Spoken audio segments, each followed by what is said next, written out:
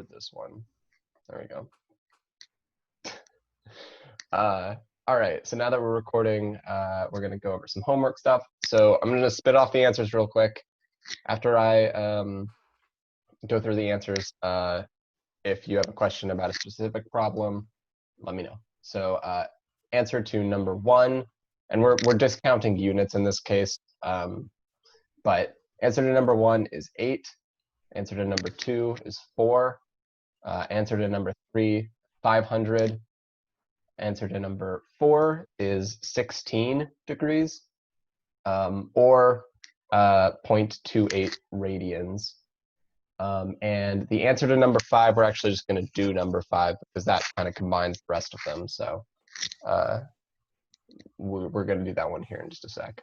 Does anyone have questions on 1 through 4?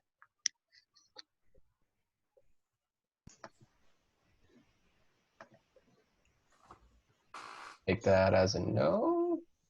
No questions. Cool. So I'm going to share my screen here with the homework up on it so you can see the question. So there you go. Okay. So this is question 5 of the homework. We're just going to do it real quick. You should be able to see my screen, and then also I have my camera set up so that you can see this, like my paper and stuff down here. So, okay. Question 5 is basically Pythagorean and then a little bit of trig. So what we're going to do is we're going to look at the x and y components, and we're going to add them together because adding vectors. So we're going to add the x component vectors of a and b. So we have, you can see my paper here. Let me know if I write too small. We have a of x plus b of x is going to equal r of x. Similarly, we have a of y plus b of y equals r of y. We're just going to do those. So we've got, for the x's, we have 11.3 plus 12.5.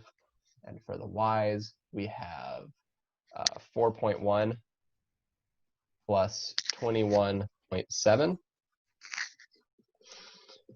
So that is 23.8 and 25.8.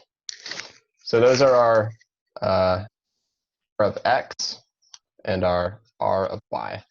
Got it? Your camera is sideways. Oh, is it? Yes, it is. We'll see if I can fix that. We're going to try. How's that? That's good. Okay, so r of x, r of y, we've got those. So now we're going to do Pythagorean, okay? And that's going to give us the length of r, the magnitude of r, all right? So pretty much it is, I mean, Pythagorean itself is a squared plus b squared equals c squared, where it's a and b are the legs of a right triangle and c is the hypotenuse. So we're just gonna take this square, flip it to the other side, and do a square root. So it's square root of 23.8 squared plus 25.8 squared, all underneath the square root. That's gonna equal c, which is in our case r. Okay. So let me go ahead and do that on a scientific calculator. So we've got the square root of 23. Oh, that's not how you type 23. 23.8 to the power of 2 plus 25.8 also to the power of 2. Enter. So we got 35. And yeah, it's 35.1. For now, just go to 1 decimal place. If it's got a decimal, depending on what you're doing, you may have to be more accurate or less accurate. It depends on the problem. Okay, so we've gotten our magnitude now, right here. Now all we need is the angle. So we can see that the angles of B and A are 60 and 20. However, what we're going to do is we're going to take this R of X and R of Y that we found and use those to get our angle. Okay. So what we're going to do is we're going to do the X, which is the adjacent, right here. So ADJ, and our Y, which is the opposite of the angle that we're looking for. So we're going to do opposite over adjacent, which is tangent. So arctan of that. So arctan of opposite, which is 25.8 over adjacent, which is 23.8. And if we go back to our scientific calculator, make sure you're in degrees, by the way, when you're using your calculator. That's what we'll be doing this class in, mostly. 25.8 divided by 23.8. Oh, I did not type that. 23.8. There we go. And it is 47, so 47 degrees. So those are our answers. We have our angle of R, which we can denote as R angle, and we have our magnitude of R, which we can denote with the magnitude symbol. And actually R is a vector, so we should put, it should be R hat, which is that little thing on top. So there you go. That is basically question 5. Any questions on that? Nope. Anyone at all? Feel free to speak up, by the way. Please do speak up if you have questions. No one's got any questions? Keep in mind, if you are muted and trying to say things, I can't hear you. So make sure you unmute if you do have questions. I just joined. So We are going over the homework real quick. okay. Yeah. So, okay, I guess if no one has questions, we can move on to today's lecture, which is going to be free body diagrams and equations of equilibrium sort of full on is what we're going to be doing. Okay. So I'm going to be using a mix of slides and paper, but we're probably going to spend most of the class on paper because I'm going to need to do example problems. So feel free at any point while I'm talking or doing things to ask questions. I really don't want you guys to sit there and not like have input or not talk at all during this class. I'm pretty like relaxed and chill. If you guys like want to say something or make a joke or ask a question, do whatever. So if at any point there's something that you're not getting, just like let me know. So share screen. There we go. Okay. So yeah, so free body diagrams and equations of equilibrium.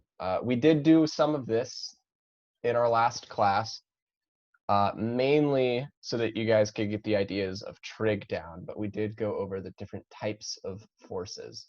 So first of all, these are the big important things to remember. Newton's 3 laws, which basically just say if you don't act on something with an outside force, it's going to keep doing the same thing it was doing in terms of velocity and distance.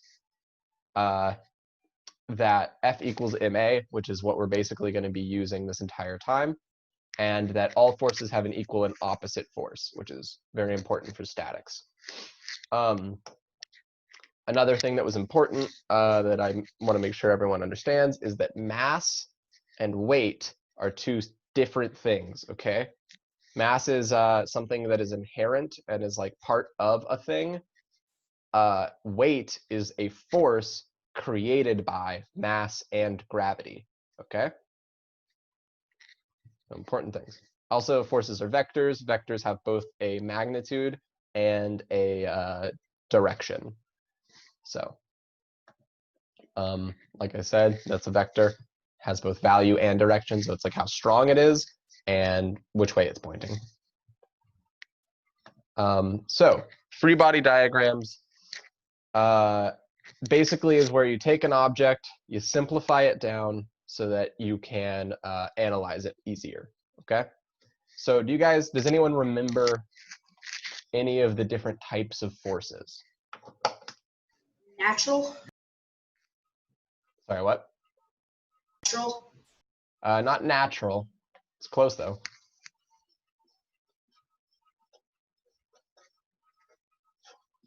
Anyone?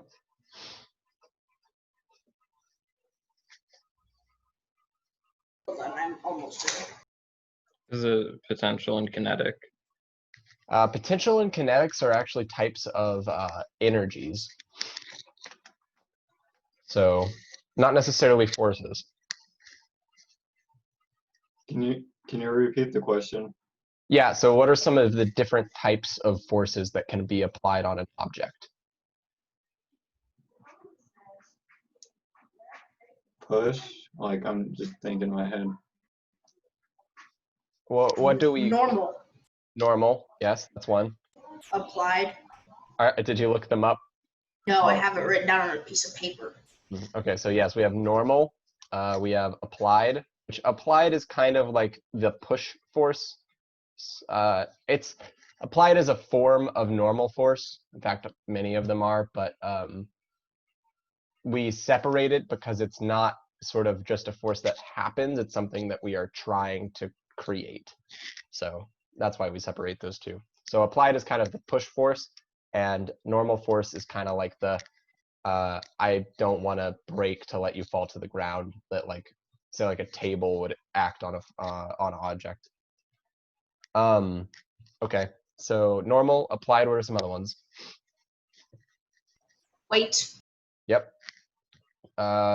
Weight Friction. and friction. That is another. Yes. Can anyone else give me one?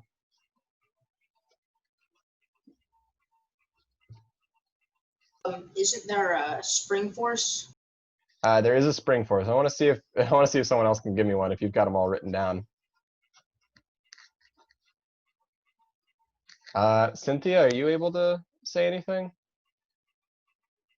I'm not really for sure. It's all good. I'm all ears for in the dark guesses if anyone has any. Some other types of forces would be gravitational or electric or magnetic forces. So gravitational is weight, but yes, electric and magnetic are both types of forces. So there are electric and magnetic. Those are both viable types of forces. And actually, typically these two kind of get lumped in together, electric and magnetic, and we call it electromagnetic.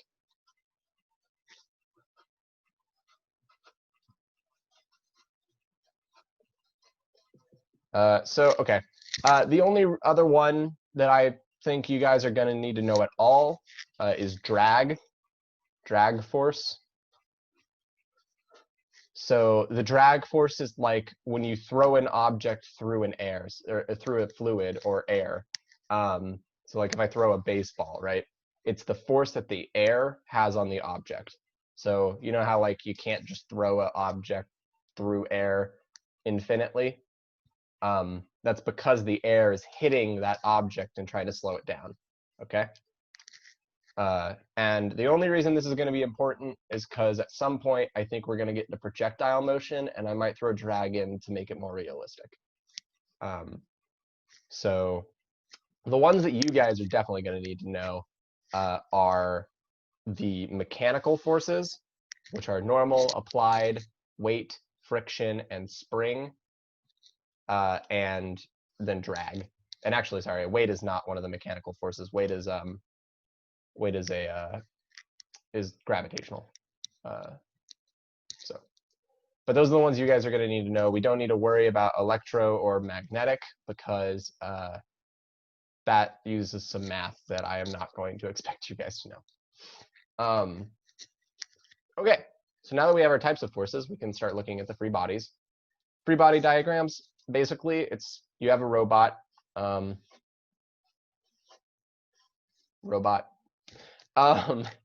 And we want to simplify this robot so that we don't have to look at it all.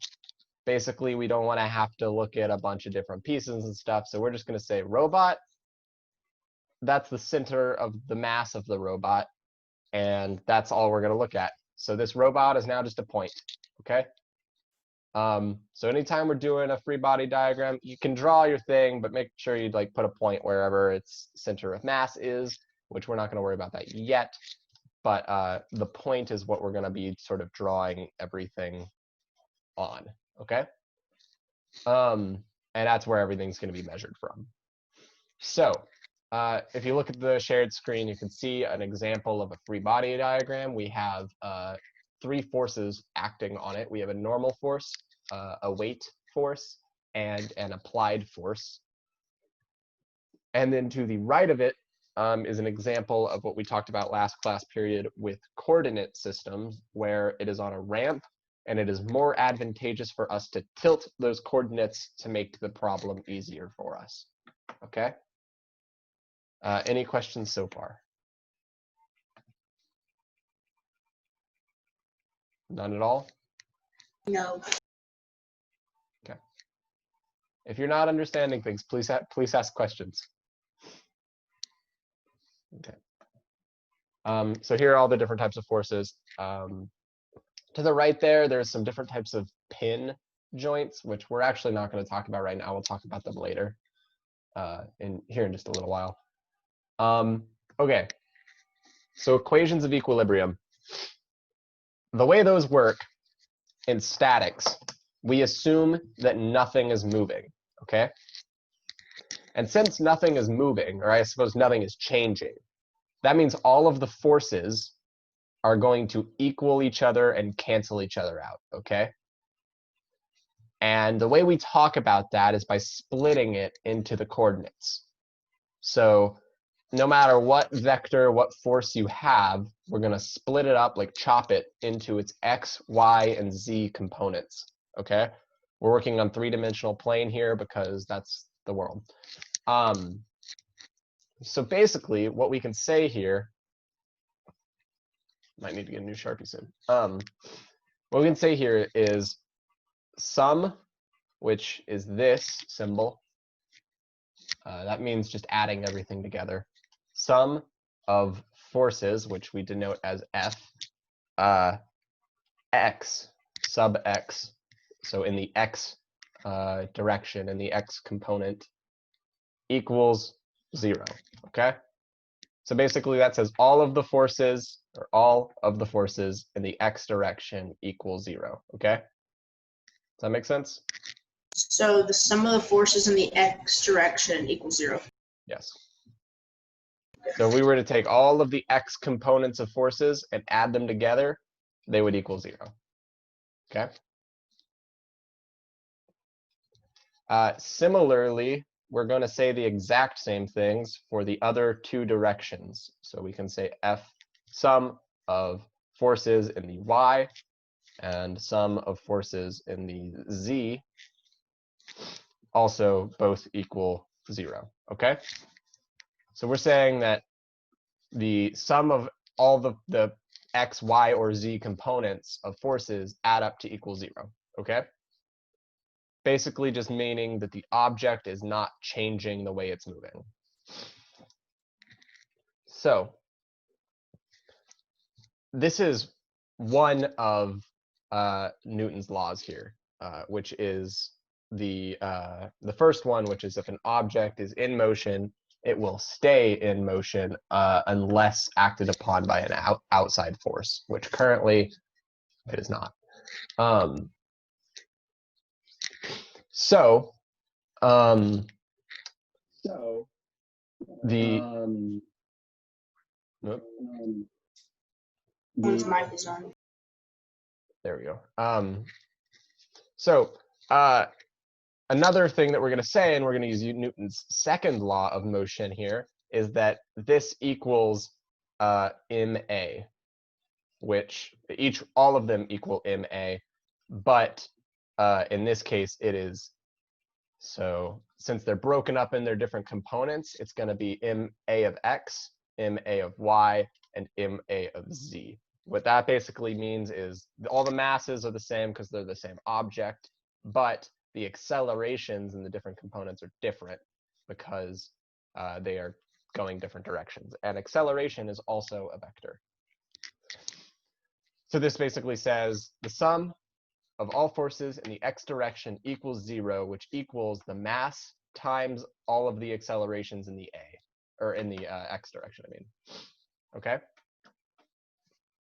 And then that's the same equation, but for different directions. So we've got x, y, and z. Okay? Does that make sense to everyone? Uh-huh. Okay. Does that not make sense to anyone? If it doesn't make sense, please speak up. You're not going to be judged or anything. I just need to make sure so that we can. David.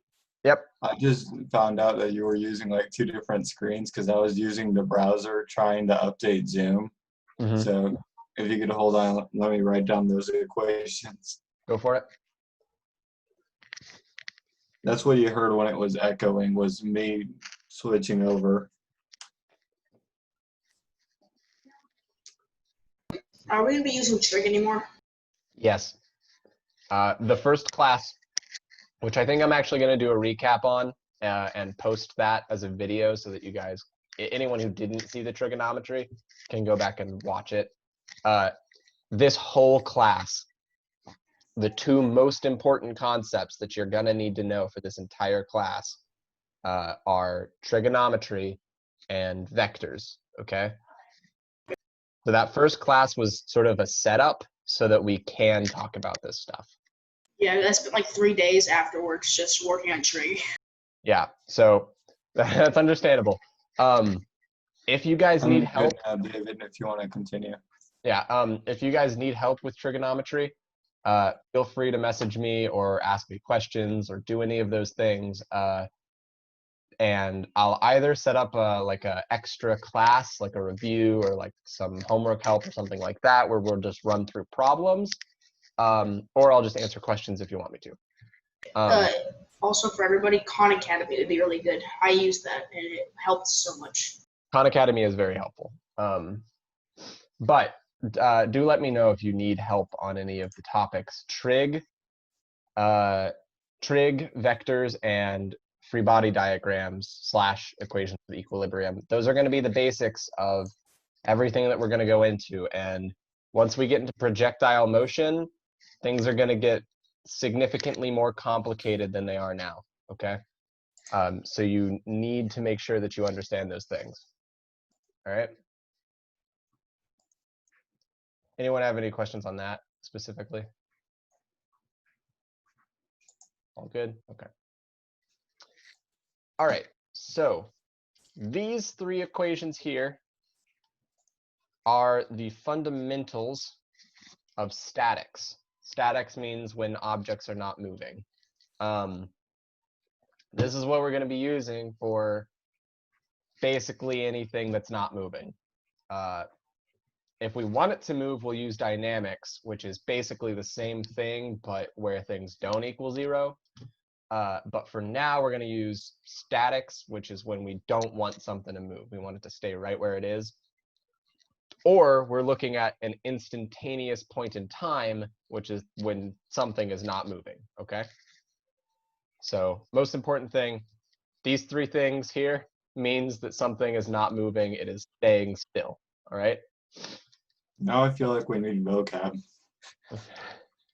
Well, that's kind of what I'm saying is statics, the word means it, like static means not moving, not changing. It is where it is. There's just so many words that you just said, like 3 of them that had a bunch of definitions. I'm like, am I supposed to remember all the? For those of you who do CAD, you can actually make something static in CAD, and what that means is it's fully defined and can't move or anything. Yeah. So that might be a little bit helpful if you do CAD. I guess again, are there any questions on just that? No? Cool. Don't be afraid to speak up, by the way. So the mentors, the first mentors, have a little bit of a Zoom meeting every once in a while just to check in. And I heard from a couple mentors that some people thought that the last class was pretty difficult, which it was. But I don't want people to think it was difficult and like not understand things. So please don't be afraid to ask questions.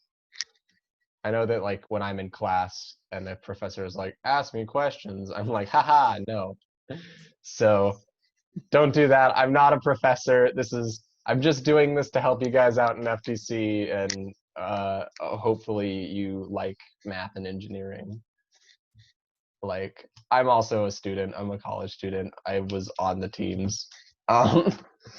So don't be afraid to ask things.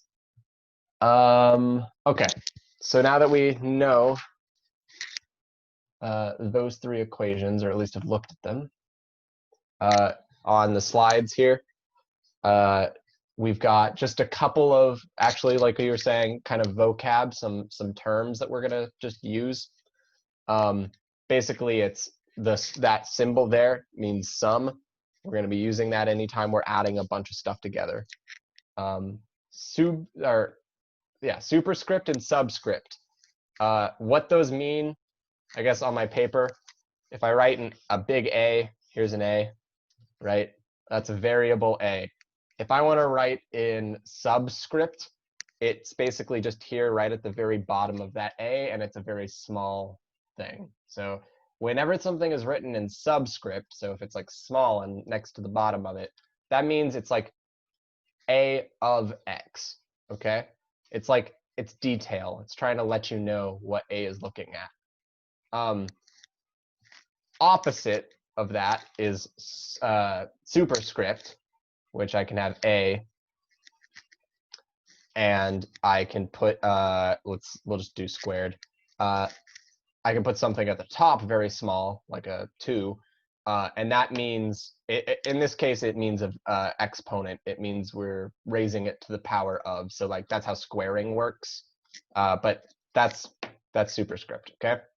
So there's superscript, and the other one's called static script. No, so there's superscript, which is up, and there's subscript, which is down. Think of like a submarine. You know how a submarine's under the water? Subscript is under the letter, okay? Okay. Superscript, it's like a superhero who's flying through the sky and is at the top, okay? Okay. So superscript is exponents. It means we're raising something to the power of something else. And subscript is when we're trying to give more detail about something, okay? So like when we're talking about X, Y, Z components, we always put the X, Y, or Z in the subscript because that's giving the detail of which direction it's pointing, okay? Does that kind of make sense? Uh-huh. Okay. Okay. So, thing to note for statics, which is what we are doing, we are almost always going to be working in the coordinate components. Very rarely will we be working in the original vectors, okay? We're almost always going to take those vectors and cut them up into their different components.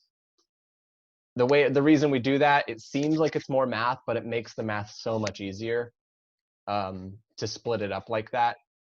It's kind of like if you have like a whole pie and you've been tasked to eat the whole pie, but no one's told you how to eat the pie. They just said, eat this whole pie.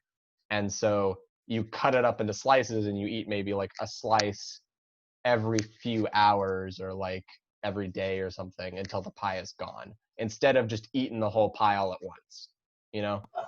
Okay.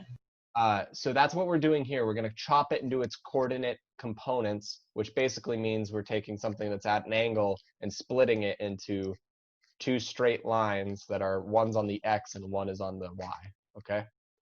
Or if we're in 3 dimensionals, there will also be one on the Z. And that's why we need to know trig. That is why trig is super important, okay? It's because we're going to have a vector that's at an angle, and we need to use trigonometry to find those coordinate components, all right? So, for notations purposes, if you look at the slides, there's an example equation of equilibrium there, okay? And this one is in the y direction, so it's the sum of all forces in the y direction equals 0, and that also equals the normal force minus the weight force.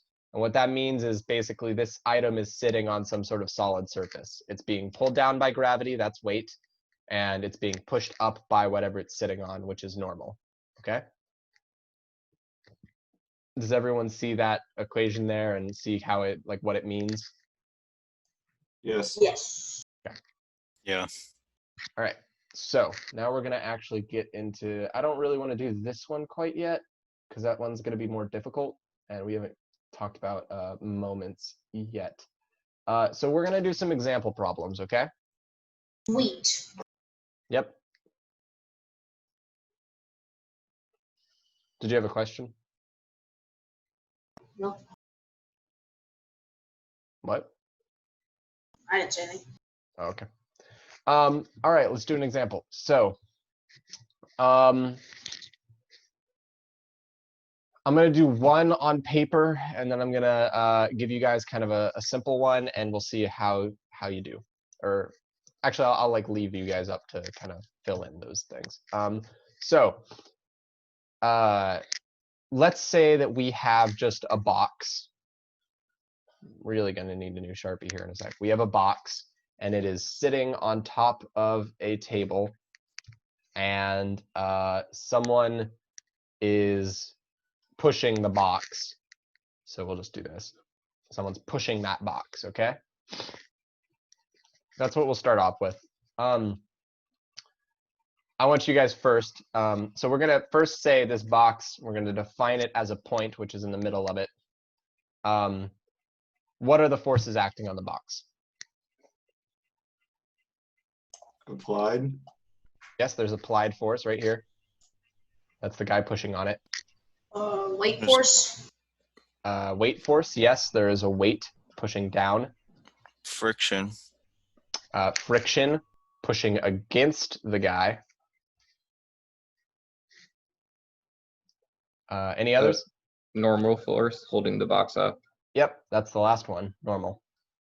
So to write these, we'll do W for weight. We'll do N for normal. We do F for applied because it's just like a general force, so we just call it force. And then for friction, we do like a curly F because it's like a lowercase squiggly F. All right, so we have all of our forces, and let me go ahead and define our coordinate system because we need to do that. So we've got X, Y. It's standard to make it so that the right direction is positive X, the left direction is negative X, up is positive Y, and down is negative Y, okay? Okay, so I'm not expecting anyone to know this, but what is the first equation that we're gonna write? Is it the sum of all the forces in the X direction? Yep. Equals 0. Yep.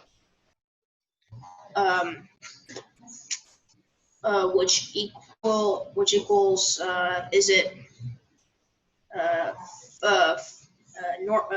applied force minus friction? Yep, that is perfect. I guessed that.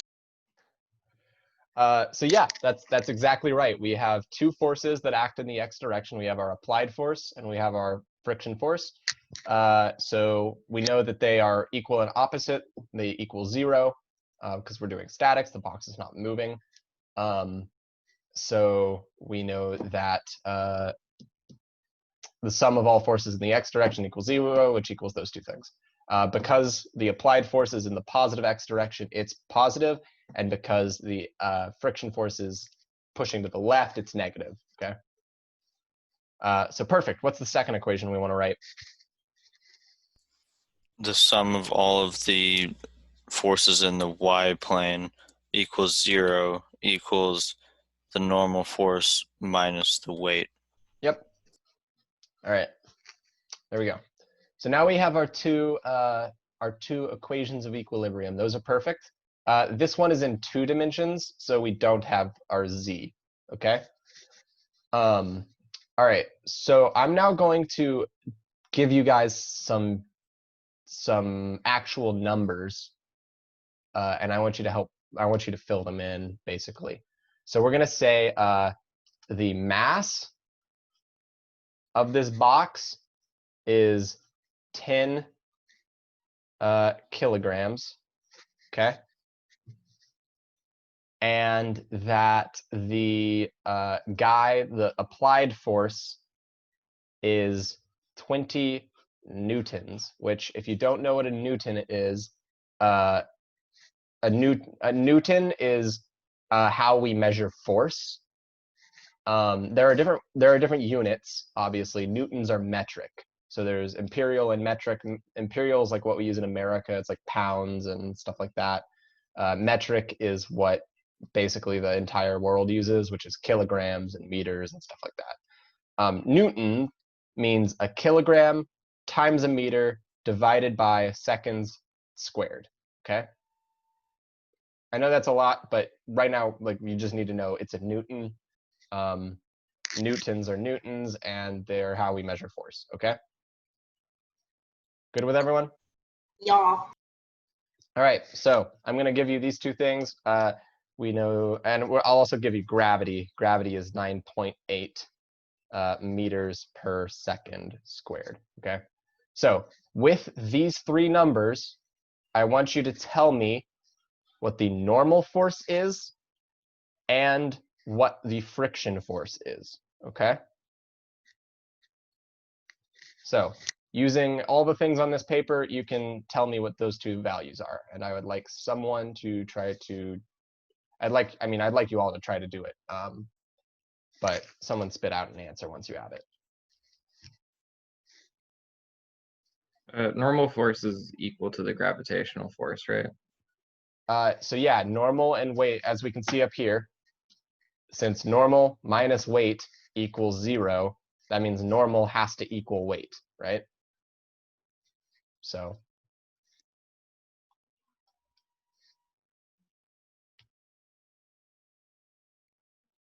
anyone have an answer? Oh, Kyler just left.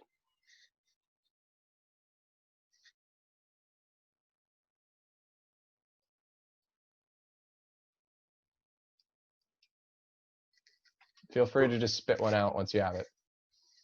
Would I'm just totally guessing. Would never mind.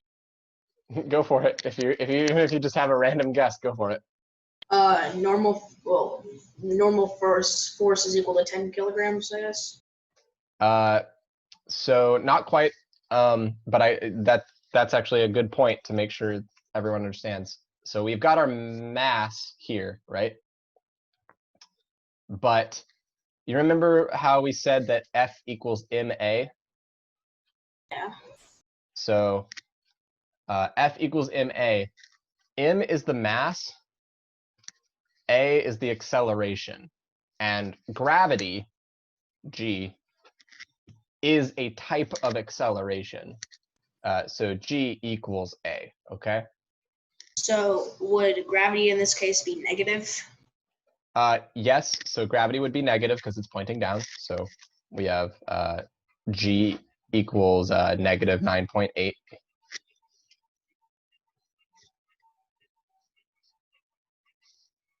And what force are we looking for right now in this sense? Normal? No, We're, sorry. we're looking Yeah. for normal at the end, but what are we looking for right now? When we're talking about gravity, what force can that give us? Weight. Weight. Yes. So we know that, and I'll write it down here. We know that weight equals m times g, right? And we know that mass is 10, right? And we know that g is negative 9.8. Okay, so we can say that weight equals negative 98 newtons. Okay, does that make sense? Yeah. So that means So- that the normal force is 98 newtons. Yes, it does. So normal equals 98 newtons. What does the friction force equal? 20 newtons because the applied force is 20 newtons and they cancel each other out. Yep. So that's not too hard, is it? That's basically just saying these two things are opposite of each other and therefore they're same but opposite, right? That last equation made everything kind of make more sense. So Would the friction be measured as a positive number or a negative number? Because so here's this, there's a couple important bits in there. So mass, the first important bit is to make very certain that everyone understands mass is not a force, okay? Mass is in do you know what the word inherent means? Part of Yeah, it's like it's part of something naturally. Mass is something that is an inherent value. It is not a force. It is not something being acted upon a thing. Because things are made out of matter, they have mass. So the mass itself is not a force. Weight is a force, which is the mass times gravity, which gravity is an acceleration. So mass times acceleration equals force. So weight is a force, okay? But mass by itself is not. That's the first important thing to know. The second important thing to know is direction versus magnitude. A vector has both. So if we have, let's say, a line, and we'll just call it r hat because it's a vector. We have a line r hat. It can have a magnitude of 10, okay? So its value could be 10. That's how long it is. That's the strength of the vector. But its direction is something different. The direction has nothing to do with the magnitude. So when we're talking about these equations here, the negative signs have nothing to do with the magnitude. They're only about direction. So if you have a negative sign in front of a force in an equation of equilibrium, that's just denoting which way it's pointing. Okay? So if it's pointing it for y, if it's pointing up, it's positive, and if it's pointing down, it's negative. For x, if it's pointing to the right, it's positive, and if it's pointing to the left, it's negative. Okay? But when we're actually talking about the magnitude of the forces, those don't change, plus or minus, they don't change. There's always just the magnitude. It's always a positive number. So like weight is, the actual weight force is 98 newtons. It just so happens that that's pointing downward, which makes it negative in this equation, okay? Does that make sense? yeah, that makes sense. Is there any questions about any of this? I fully expect there to be questions. Please ask questions. so the direction, as you said, is like y is up is positive, down is negative. Mm-hmm. Does that make the value of y, is the value of y the magnitude? Yeah. Well, so it makes the value of whatever you're plugging in that. So like here, these two equations here, the two equations of equilibrium we wrote, I'm going to write those down below, and we're going to actually fill them in real quick. So let's see if I can fit all this. There we go. Okay, so we've got sum of f of x equals 0, which equals, up here, we say it's the applied force minus the friction force, right? These letters are in place of the magnitudes, okay? Just the magnitudes. So always going to be a positive number for those numbers, or for those letters, I mean. So we have the applied force, which we were given was 20 newtons. So we can put 20 here, okay? And then minus, because this is the next thing that's coming up is a downward force, right? Minus the frictional force, which is also 20 newtons, because we're doing a simple problem here. So what we end up with is 20 minus 20. We don't say 20 minus negative 20, right? That would be saying it's a That'd be 40. yeah, well, it would end up with 40, right? But this would be saying basically those two negatives would cancel out, and this would be a force pushing up, okay? So that's not right. So that bit is incorrect. So the negative here denotes the direction. The actual values and the letters are the magnitudes, okay? Does that make sense? Last part one more time, the letters and the numbers. Yeah, so the values, the numbers, and the letters are just the magnitudes. The signs, the negatives or positives are the directions, okay? Oh, okay. So here, let's do, I'm just gonna write an equation.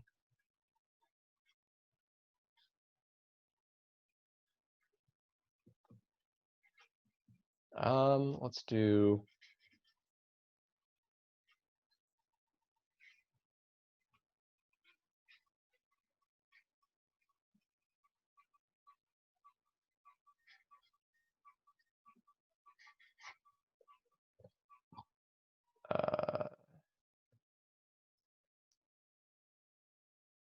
okay. In this equation here at the bottom, you see that? Tell me which of these are which of the variables in this equation are up and which ones are down. Should be a y. R, C, F. Yeah, R, C, and F are positive. Okay, yeah, and the rest are down. Basically, it's just all the signs, okay? Any questions on that? Or I guess any questions on this? Alex, Cynthia, are you guys following along okay? Do you guys have any questions? No. No, Is this making sense to you guys? Yeah. some of it is, I can understand it, and then some of it, I can understand it in one sense, and another, it's a little difficult, but I got it. Okay. Just make sure if you have any questions that you ask them, okay? Okay. What parts specifically are you finding difficult, actually? That would be a good thing for me to know. I'm finding difficult, like I understand the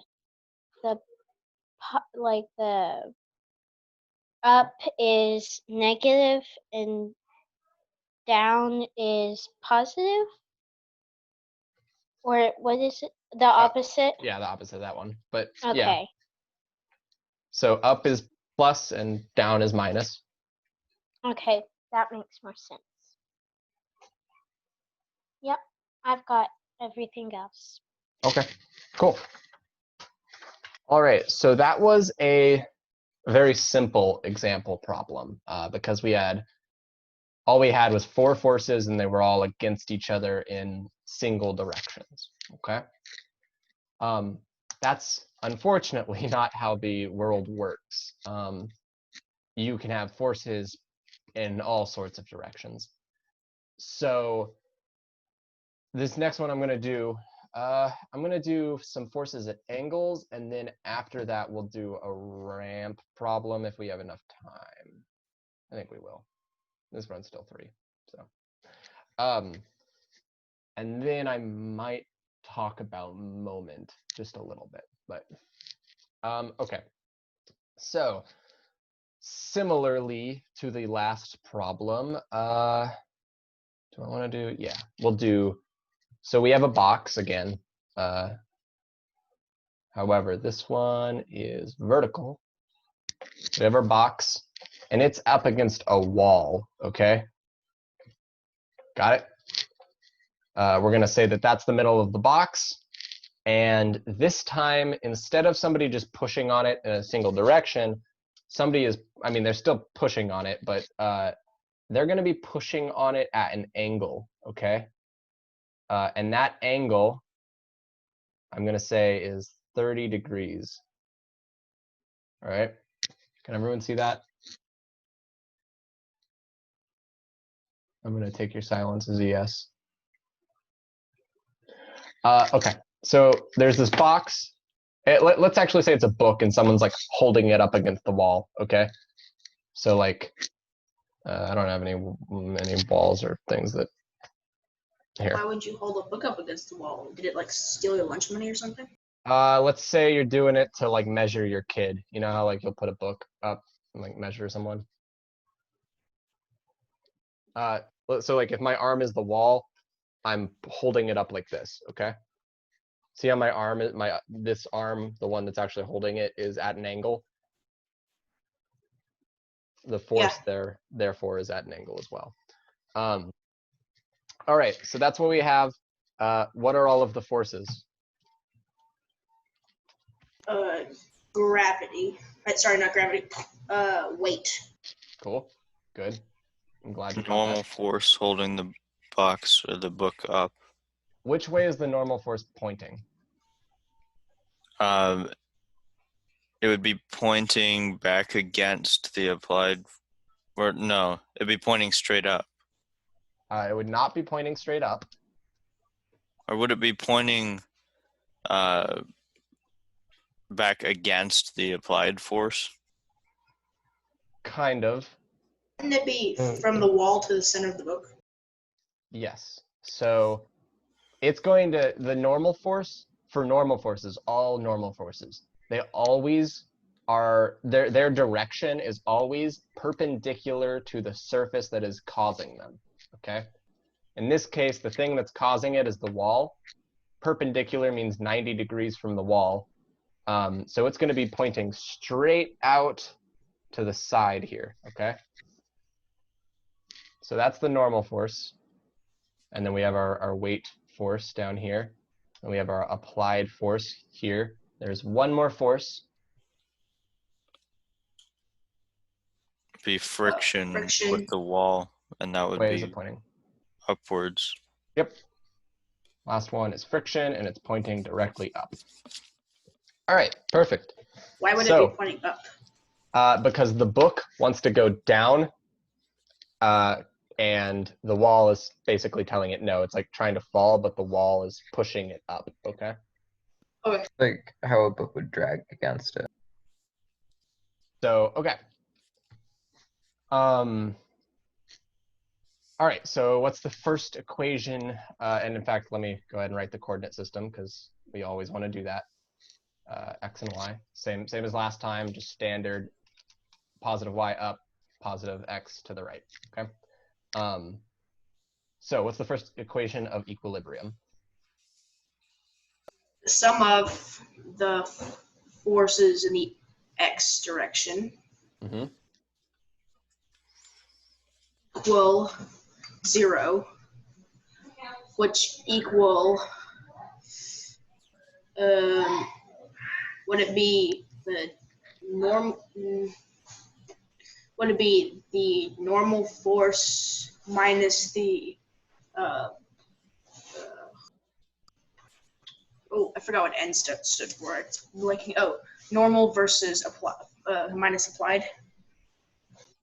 Kind of. Applied Does anyone minus else? Normal. It is applied minus normal. However, it's not the entire applied force because the applied force is at an angle. Okay. So which part of the applied force? I don't know what you mean by which part. Okay, so that's why we're doing this. When we have a force that is going at an angle, okay, that is when we need to split it into its x and y components. All right, that is why we do this f of x, f of y, f of z thing. So we're cutting this applied force into its x and y components. And actually, let me grab a different marker. We'll do orange. Yeah. So we're splitting it into its x and y components, and its x component is here, and its y component is here, okay? So kind of like how you add vectors together, if we were to add two vectors together, one pointing to the right and one pointing directly up, the addition, the sum of those two vectors would be from the tail of one to the tip of the other. So it would be at an angle, which is the force that we end up with, right? Does that make sense? Yes. Yeah. So this is the x, and this is the y, which is what we're doing up here. So what are we going to write in our equation of equilibrium? So we want the x value Yes. in this So equation. the way we denote that is we're going to say applied force. That's correct. And then we need more detail, so we're going to do in subscript x, okay? So that means applied force in the x direction, okay? Make sense? Yes. Yeah. And then, like you said, it's minus the normal force because that's the only force acting in the x direction, okay? Okay. All right. So what is the second equation of equilibrium? The sum of forces in the y direction equals 0, which equal friction minus weight. Well, you also have the applied force in the y-axis. So friction plus the applied force in the y plus, or sorry, not plus, minus weight. Ignore that scribble there. So yes, so our sum of y is sum of all forces in the y direction equals 0, which equals the friction plus the y component of the normal or of the applied force minus the weight. Okay. Does that make sense to everyone? Yes. Does it not make sense to anyone? It's a little confusing, so I'm trying to figure it out. So you remember when we did when we were adding vectors?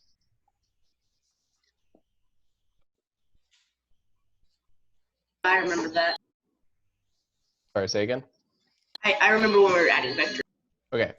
So similarly to how, and in fact, I'll write this in a different color so that we can separate it. But similarly to how like you could split up a number. So like let's say we have 4, right? And we want to like cut it up because we don't want 4. We don't want all 4 of something.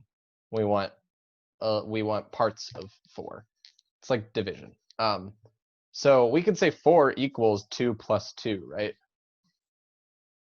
That's a way of splitting up 4.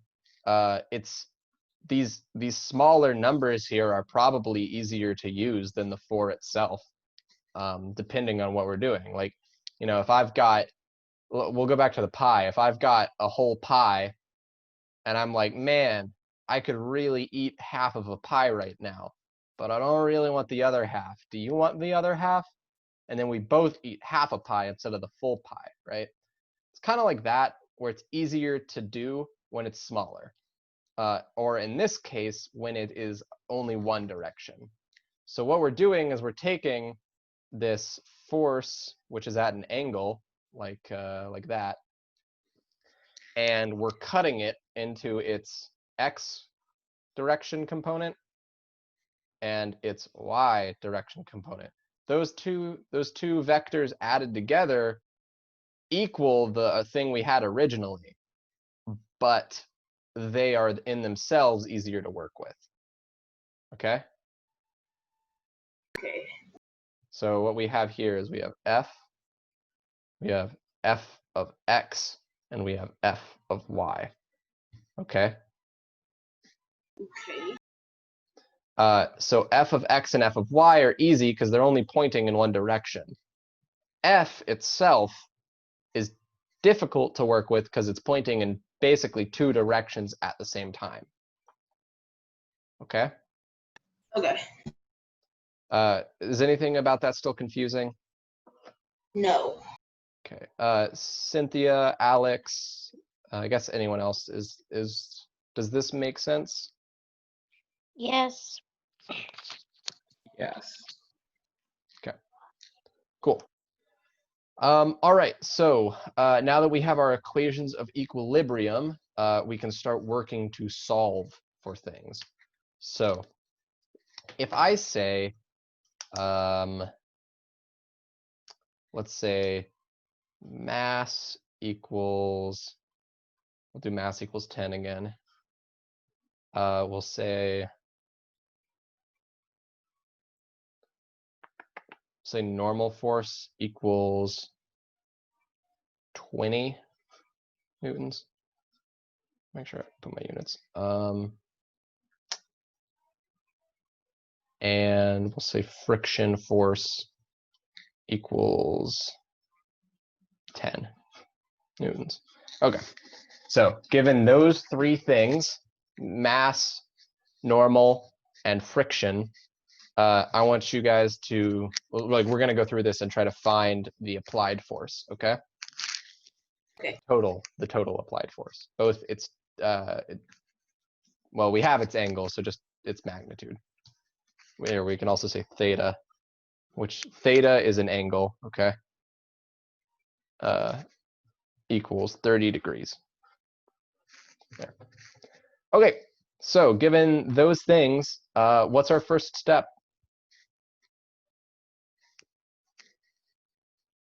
Anyone? Find Wait. the. All right, you can go. We find the sum of all of the forces in the x-axis. Yep. So that's our easiest route right now.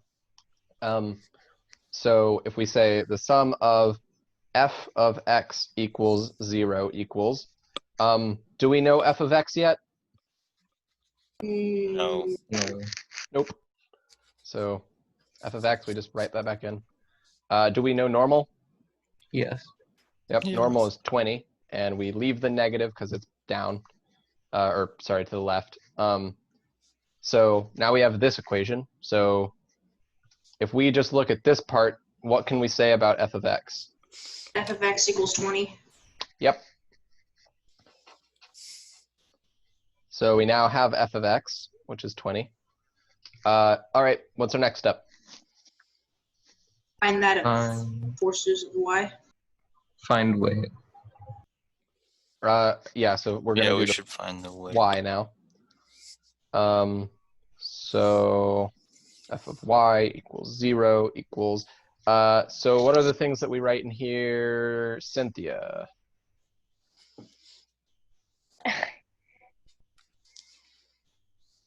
Not really for sure.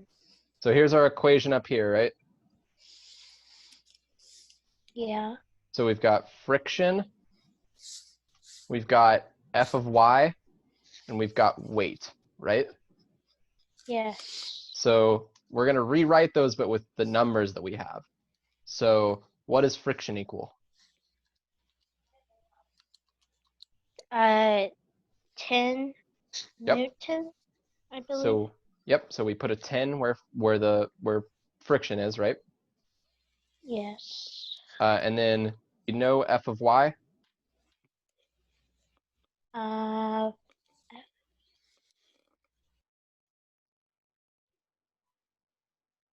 No. Correct. We do not know f of y. So we just put it back. We don't know it, so we just write it as f of y. We have no idea what it is yet, okay? Okay. And then minus because weight is down. So, and then do we know what weight is? No. Not yet, Oh, wait, not but yet. we can definitely find it. So, Alex, what does weight equal? Mass times gravity. Yep. And what is mass? 10. Okay. So we put in the 10 and times gravity. What's gravity? 9.8. Yep. 9.8. Those things equal 98 newtons. So now we have weight. So we can go ahead and put that in where weight's supposed to go, which is right here.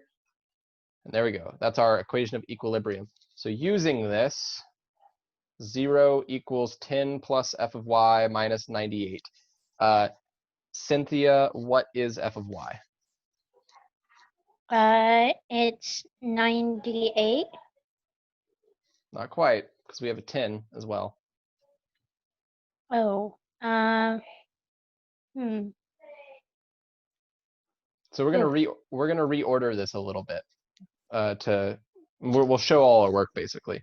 So if we have 0 equals 10 plus f of y minus 98, right?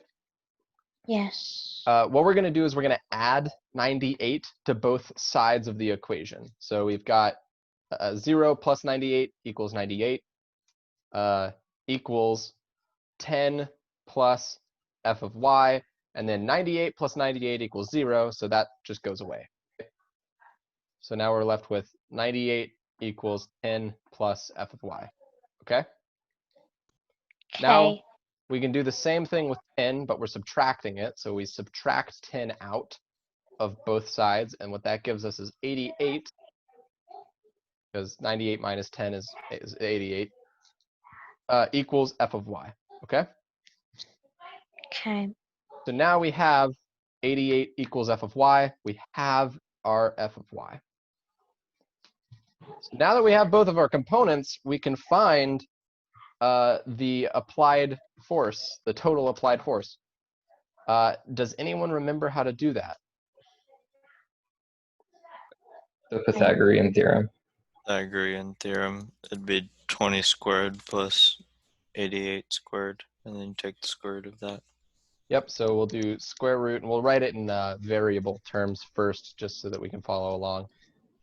We've got f of x squared. Can you guys see that okay? That's better.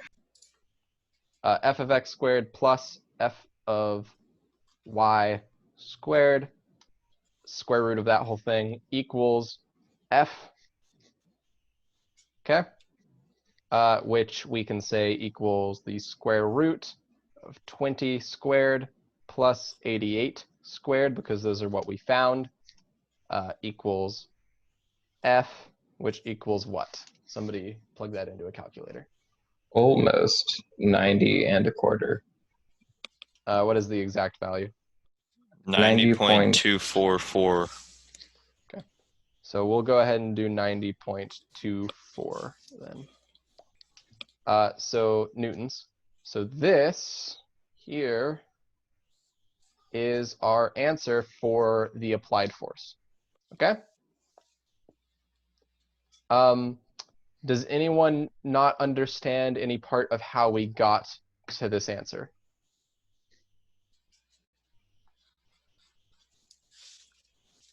Everyone understands every part of this. Yes. If you don't understand it, please say something, okay? I don't wanna call anyone out or anything. I just want to make sure that everyone is getting this.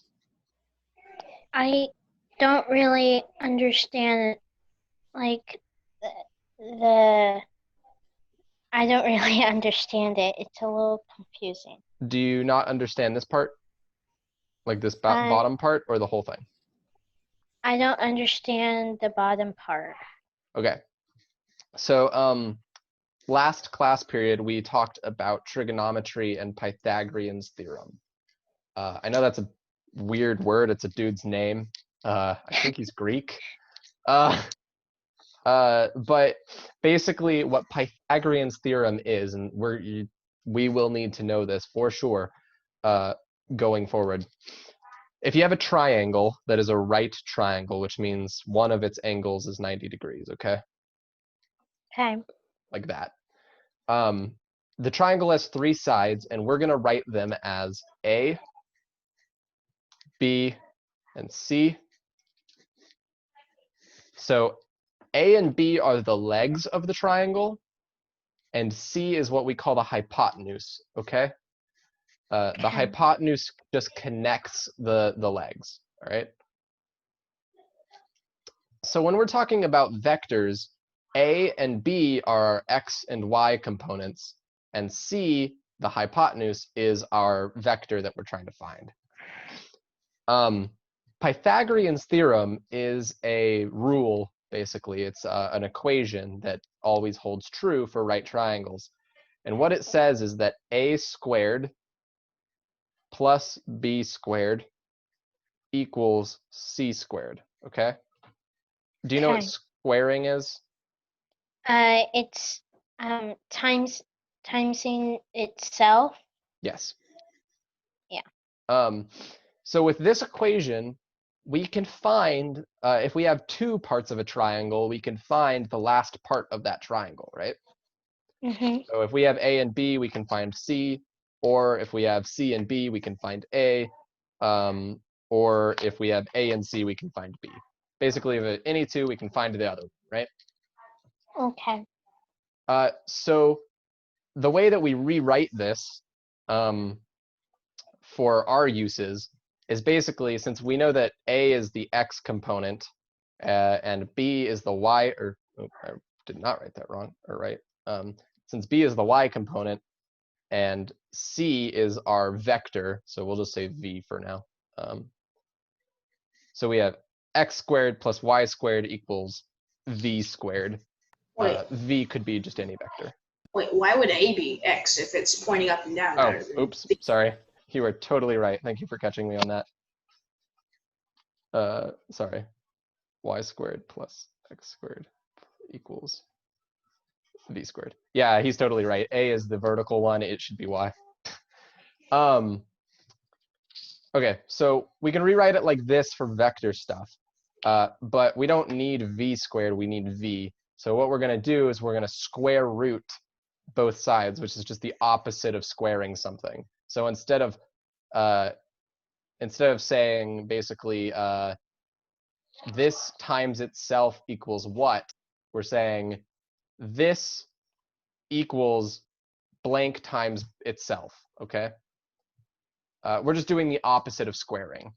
So square root, basically you put this like weird, I don't even know what you'd call that, this weird rectangle thing over over the thing that you're square rooting, which in this case we're square rooting both sides of the equation. So we get the square root of x squared plus y squared equals, and then the square here, because we're square rooting it, it just cancels out, so we just end up with a v, okay? Okay.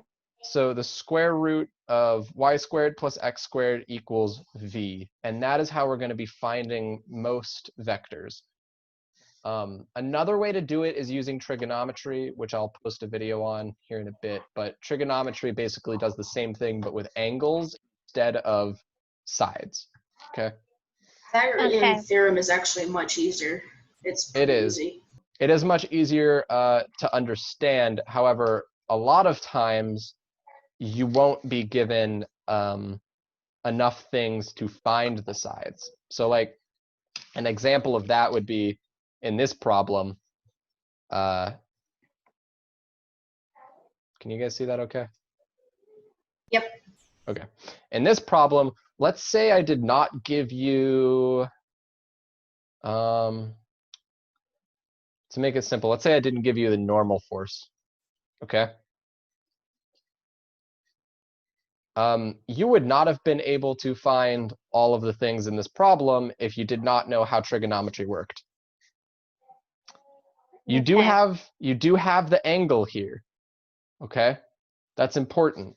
because if you did not have the normal force, this equation up here where it's f of x minus n, you would have had two variables and you wouldn't be able to solve for it. However, if you know how trigonometry works, you can actually use f of y to find f of x, okay? And that's what you would have had to do if you did not have the normal force. Okay. We're not going to run through that in this particular example. I'll probably do a second example with it, but trigonometry is important in the sense of sometimes you don't have enough stuff to find all the sides. Okay. I'm definitely going to study that.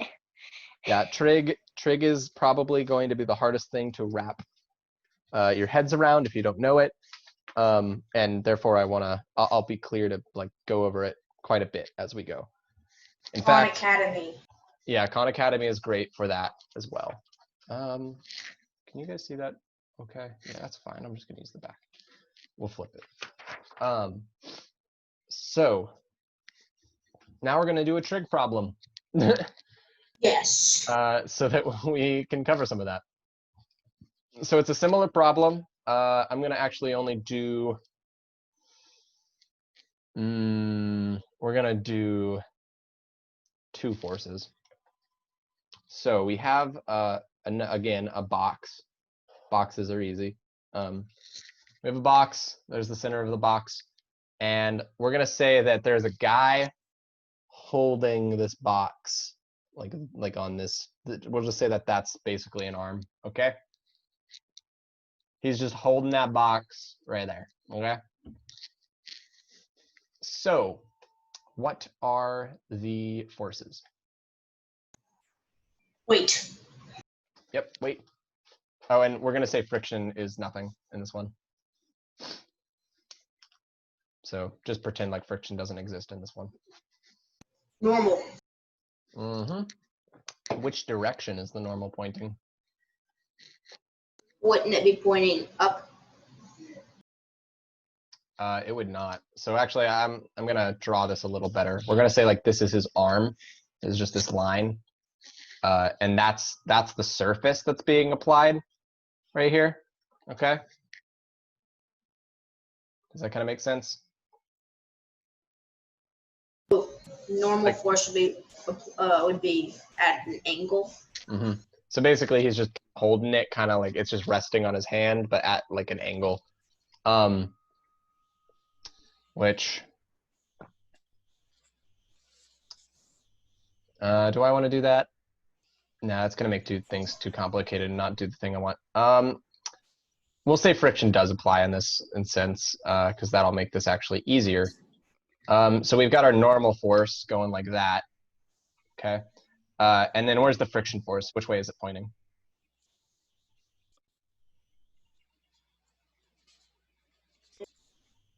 It would be pointing at an angle as well, right?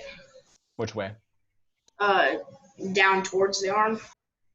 Not down towards the arm. So if if I've got like my hand like this and I put an object on it, right? Friction is holding this pin up actually right now. But weight it's trying to slide down my hand, right? Make sense? Yeah. So friction would be pointing back towards the arm, right? It'd be pointing against the way it's trying to go. So it's sliding down at this angle, meaning friction is pointing up at this angle, okay? Yeah. So on our diagram here, friction will be pointing that way. This is kind of a crappy diagram. I'm going to redraw it real quick. So we're going to do, here's the guy's arm and hand. And then we'll, kind of doesn't make sense for the box to be on a corner, so we'll just make his hand bigger. I don't know. And we'll put the box on it. There's the box.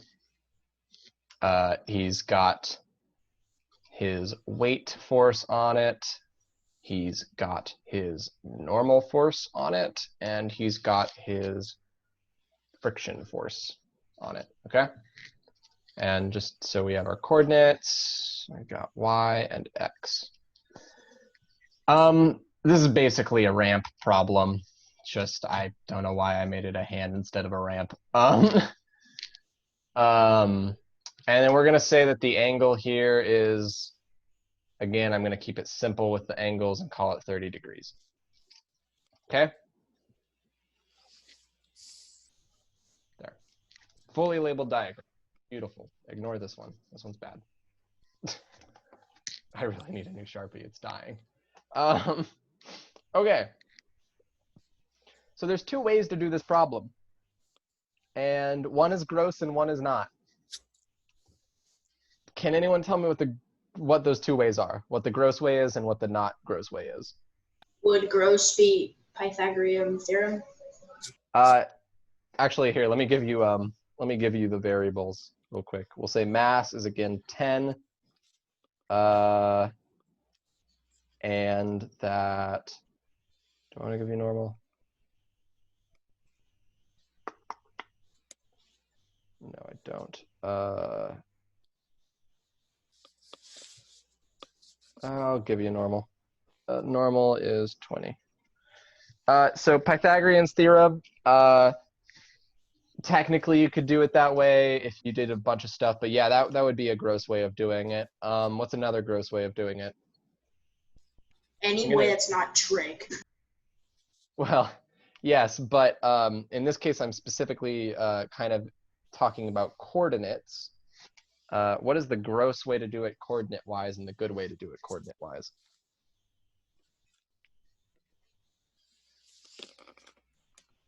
It would be No idea. hard to, or the gross way would be trying to do it with the coordinates as their position now. And the easier way would be to turn the coordinates 30 degrees so that all the forces are aligned with the axes of the Perfect. plane. So, okay, this is where things get hard conceptually to understand, okay?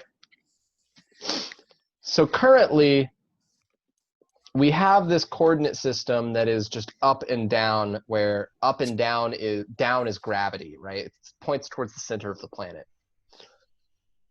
For a lot of things, that works fine, but whenever you're on a ramp or an incline, anything that is not level, that gets kind of difficult, because what happens is, you see how both the friction force and the normal force are at angles in respects to our coordinates? That means that we're going to have to split both of those forces into their x and y components, which is just gross. If we tilt our coordinates to work with this problem, then all we have to do is split our weight into its x and y's, which is only one force that we have to do that with instead of two forces that we have to do that with. That's why we want to move our coordinate systems. The way we move our coordinate systems is we just tilt it to account for the angle that is in this problem. So basically what we're doing is, originally we have an incline, and we have our box on that incline, and we've got some force going at an angle and some force going at an angle, and then one force, which is weight, which is pointing straight down, right? What we're instead going to do is we're going to tilt this whole thing so that the incline is the thing that is sort of level, okay?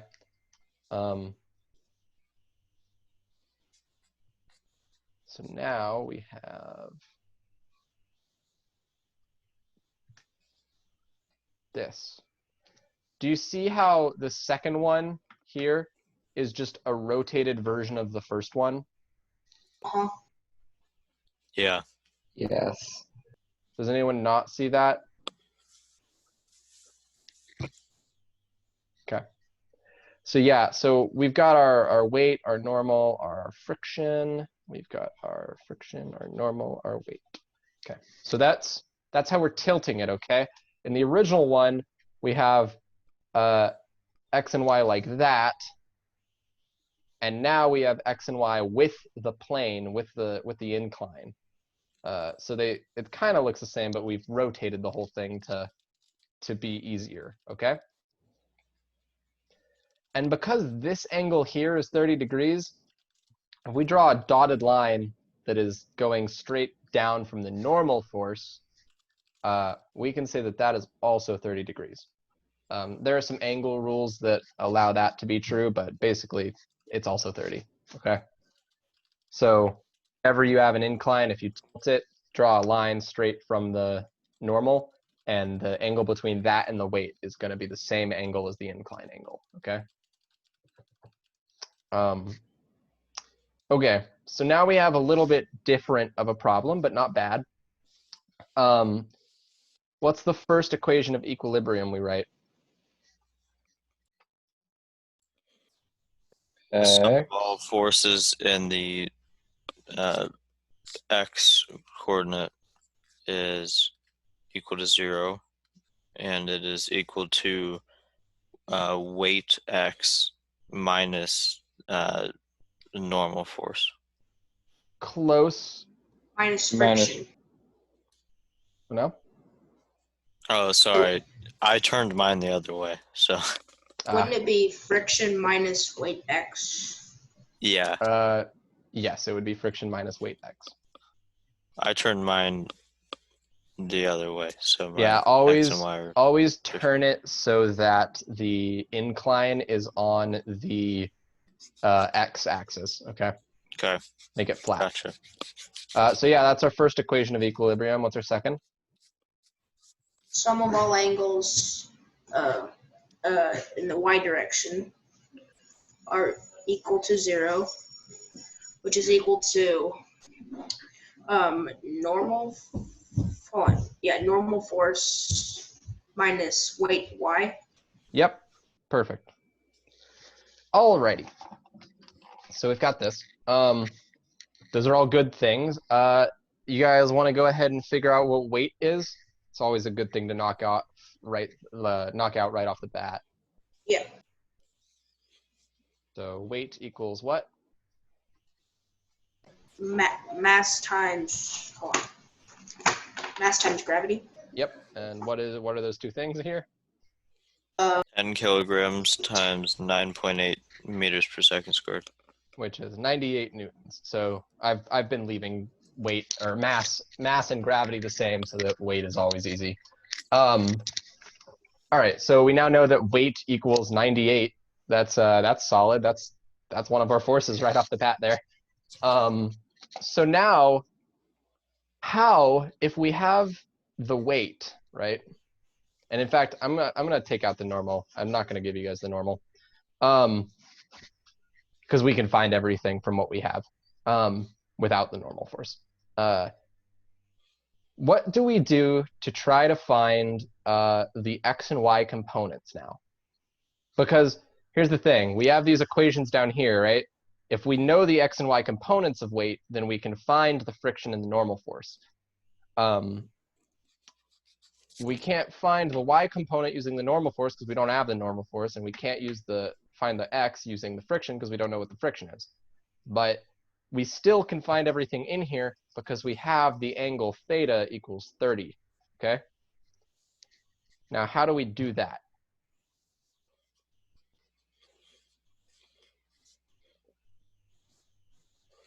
Anyone? No. Guesses are welcome.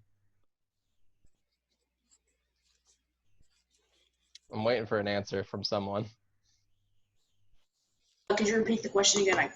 So yeah, so if we have weight, the weight force, and we have the angle, how do we find the x and y?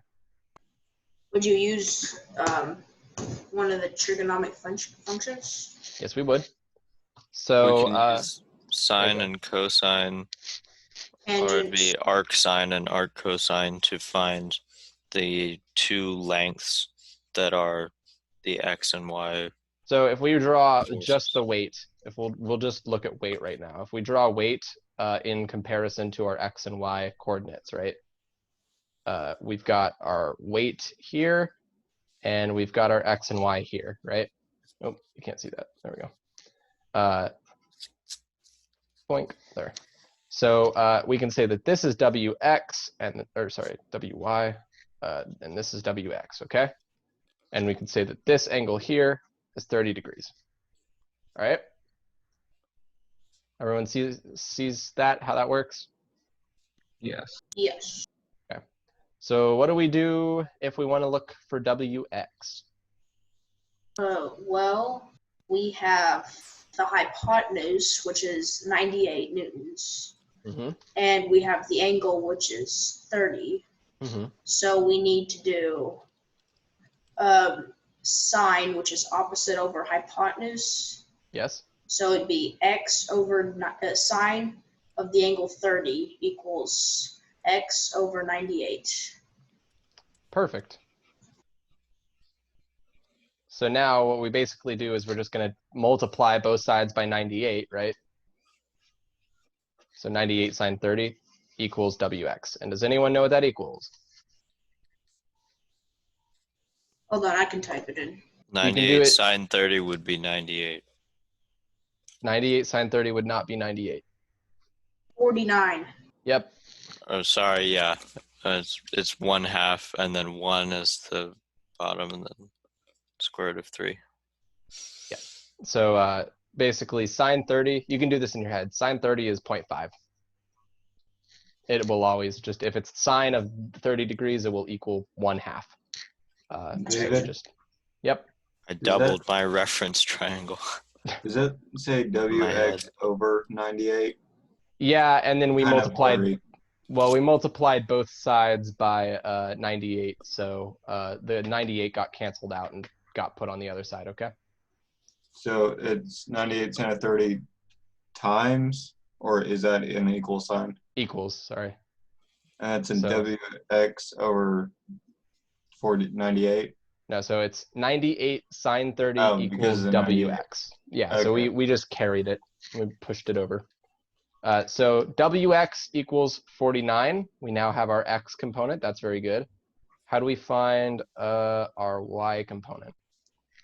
So we have the angle and we have the wait, we can do this two different ways, can't we? Yes, you can. So we can do it either adjacent over hypotenuse, or we can go opposite over adjacent. Yes, you can. Both ways work perfectly fine. I personally prefer to use sine and cosine for some reason, but that is just reference. They are the exact same functionally. So, yeah, so we're basically going to do the exact same thing, except for this time with cosine because it's using the adjacent, right?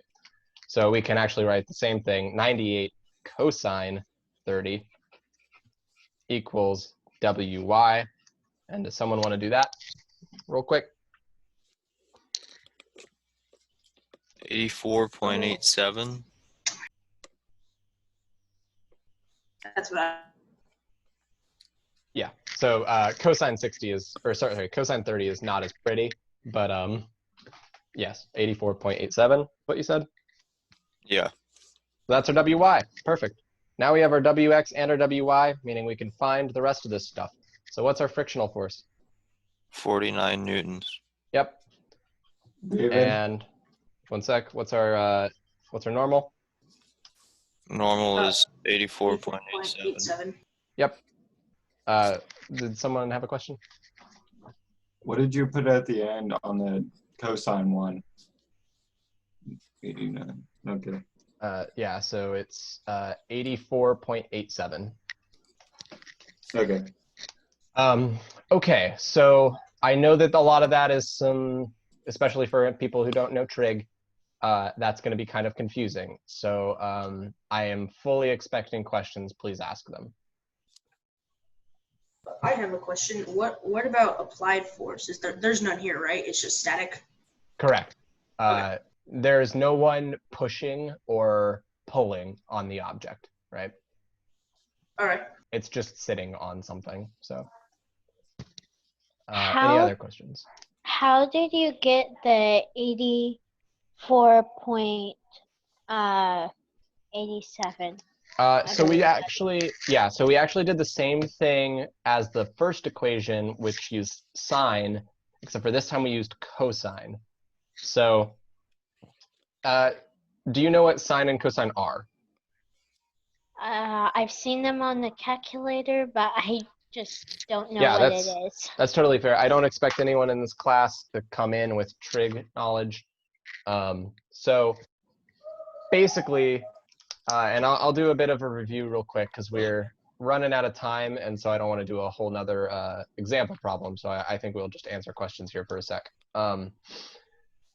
Basically, trigonometry, there are three main trigonometric functions, which I know that's a lot of words that are big, but basically it just means there's three things that we need to know. There's tangent, which is TAN. There is sine, which is SIN. And there is cosine, which is COS. And all of those refer to an angle. They want you to put an angle in there. So theta, which is this like circle with a line through it, is how we denote an angle, okay? Theta just means some angle. We don't know what the angle is. So basically, it's always going to be tangent of an angle, sine of an angle, cosine of an angle, okay? Okay. There's Each also of- an easy. Oh, go ahead. There's an easy. Which one of these? Which one of the angles? It's a phrase called SOHCAHTOA, and if Yeah. you just look that up, it'll like tell you sine is opposite over hypotenuse, and it's etc. Yeah, I don't remember where I heard this. It was sometime in middle school, but I remember one of my teachers told me just to remember suck a toe. Like somebody was having a conversation and somebody like told them to suck a toe. But definitely look up SOHCAHTOA. That is a good little way to remember things. That's what I use. Yeah. So Katoa. Basically, tangent, cosine, sine, they all equal things. Because what these do is it allows us to relate the sides of triangles to the angles of triangles. So let's go back to our right triangle example here. I can't see the paper. Okay. Oh, I see. And there we go.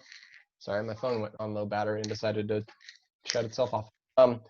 So back to our right triangle, okay? We have some angles. We're gonna call this one theta, okay? Everyone see that good? Yes. All right, so instead of writing A, B, and C for the sides of the triangle this time, I'm gonna write what they actually are in relation to this angle, okay? So we're only talking about in relation to this angle, and I'll show you what that means here in a sec. Basically, though, this angle is here, right?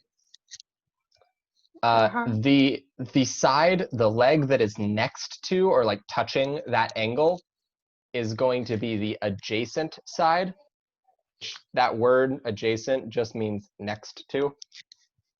So that's we label it ADJ for adjacent. The leg that is not touching the angle is going to be the opposite, which we just write OPP for opposite.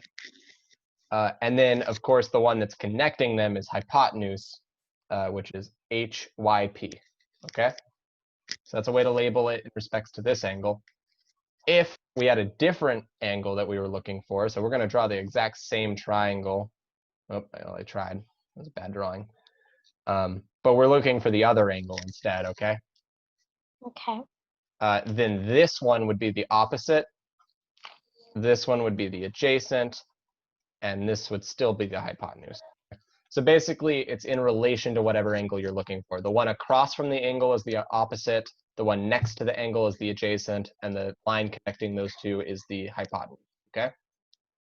How do you pronounce it? Hypotenuse. Hypotenuse? If you want to, let's just call it hippopotamus.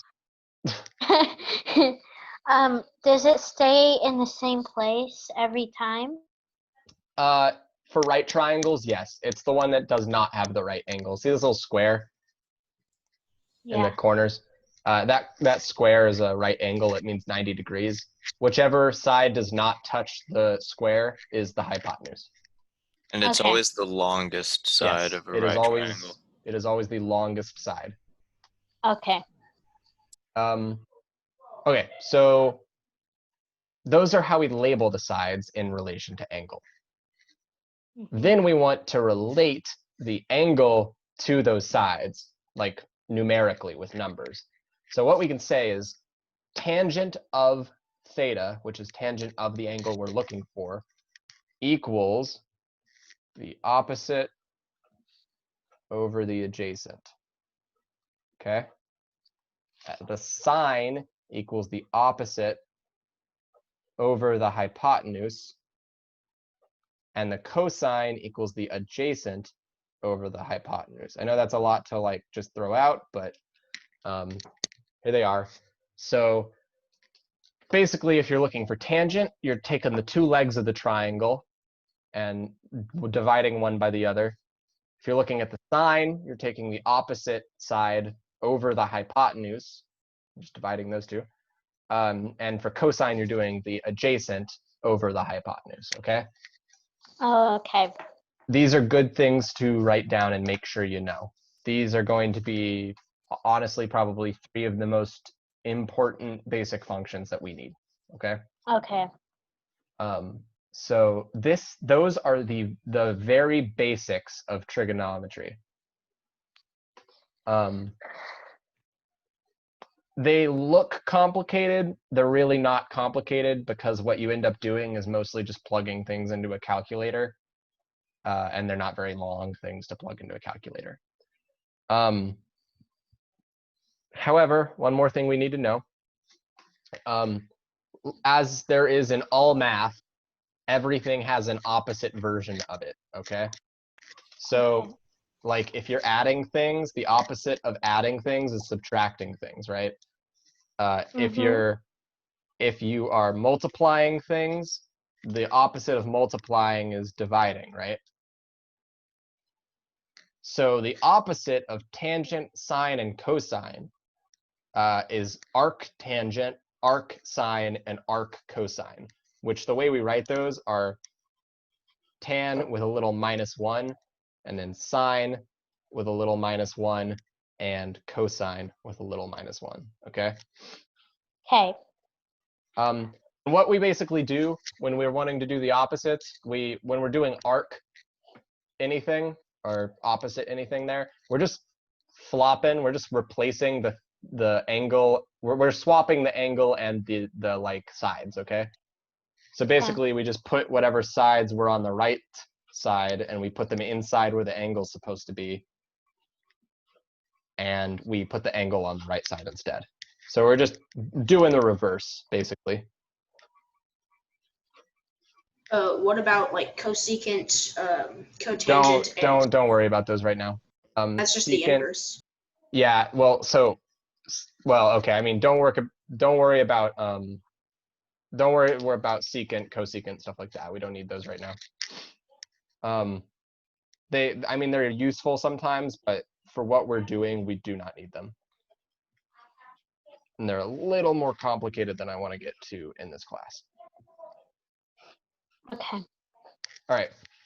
So those are the reverse equations. It's just swapping the angle and the sides, and then putting a -1 with the whatever function you're doing. Okay. And it's not -1, as it's not subtracting 1.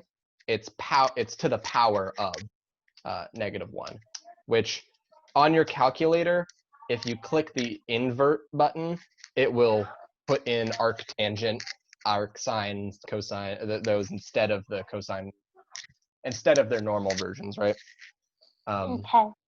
Let me actually, on my shared screen, go ahead and look at that. And we're going to go to a scientific calculators to show. So you see how we have sine, cosine, and tangent right here? Yeah. So if I go up to this invert, this INV, and I click it, you see how now they all have a -1 at the top of them? Yeah. Yeah, that means they're now arc, or yeah, arcs, sine, cosine, and tangent. So they're the opposite now. So if I put that in, it'll do arc sine instead of sine. All right. Okay. That's important when you're going. So if you're going from angle to sides, you usually want to use or you'll want to use tangent, sine, cosine. If you're going from sides to angle, you want to use arc tangent, arc sine, and arc cosine. Okay. Okay. Sometimes they're also written differently. It's a little bit like sometimes it'll be like a tan, a sine, and a cosine instead of having the -1. Those mean the same thing. They're just written differently. Unfortunately, I don't determine how people write things, so it's up to me. They'd all write the same way. Okay. So that's the basics of trig. Any questions there? I don't think so. We only have 10 minutes left, so for those 10 minutes, I'm going to go over class stuff, which is not actual material. So I think we're going to do Google Classrooms. Does anyone have a problem with that? I would not imagine so, but unfortunately, Canvas, I think we're going to have to like make you guys a bunch of accounts and stuff like that, and that's going to be a pain in the butt. So instead of doing that, we're going to do Google Classroom. The homework for this week, I am going to be posting in the Discord like I did the last homework. So expect sometime later today for me to be posting homework 2, okay? Wait, where's the homework? So in the Discord channel, or in the Discord server, you know, like what everyone's on, there is a thing that says MEC HW, that is MEC homework, okay? That is where I post the Cynthia, in fact, since you missed last class, if you want to do homework 1, that'll give you some practice with trig and Pythagorean. The lecture 1 slides are also there, which will give you equations and stuff like that if you want to practice a little bit. I'm a little confused of where the homework is. So you know on Discord? Yes. You see how there's like programming, and then there's physics and mechanics, and there's CAD and all the different things? Uh-huh. Go to the physics mechanics one. Underneath there, do you see how it says MEC-HW? Physics mechanics. I'm not for sure. So it says MECH-HW.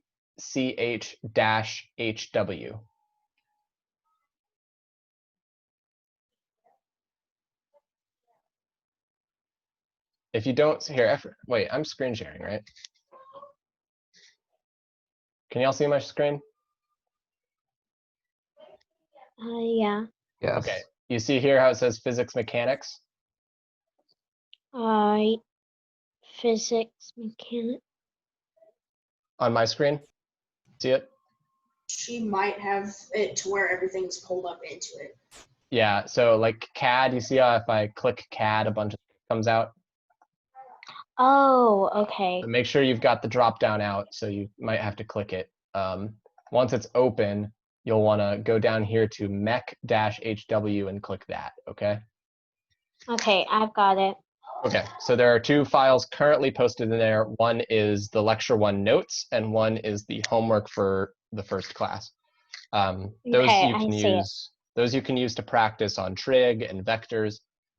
Later today, I'll be posting homework 2, which is going to go over free body diagrams and equations of equilibrium, which is what we did. For now, because I'm still figuring out Google Classrooms and what I want to use for that stuff, I'm just going to be posting homeworks on Discord in this channel. I'll also be posting the slides and all of those things. Just when you finish the homework, which I would prefer you to finish before, or like by the end of Monday. That way I can grade homeworks on Tuesday and have class on Wednesday. Okay. So try to finish them by the end of Monday after they're posted. That's where homeworks will be for now until I can figure out Google Classroom. I think next class period, next Wednesday, we're going to figure out that and get everyone set up so that I can start posting on there, because that's way easier for me. Wait, so are we supposed to post our answers into it or what? Just DM me. Just send me your file once you finish. So you can send me a private message on Discord, like a direct message on Discord. With question 1, answer. What now? I'll just send you, just message you saying question 1 is answered. No, just like make like a Word file or something, save it as a PDF and send me that with all your answers on it. Okay. Basically just make something that has all your answers on it, and send that to me. And yeah, that's good. Will Google Docs work if I can turn that into a PDF? Yeah, you can. That's just going to be for this next homework. I'm hoping by next class period I have Google Classroom all sorted out. That way I can just post the homework and it'll auto grade so that I don't have to sort through everyone's stuff. But that's a next time thing. So this homework is on Discord. Just send it to me. So does anyone have any questions on any of that? None here. Thank you.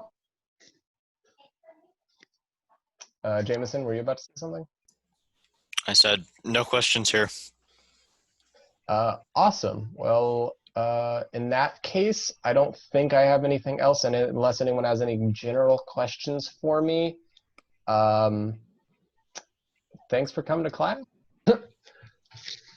Thanks for holding it, for teaching it. I can turn off me to Electric Boogaloo now. There we go. All right, well, I'll stay on for just a sec.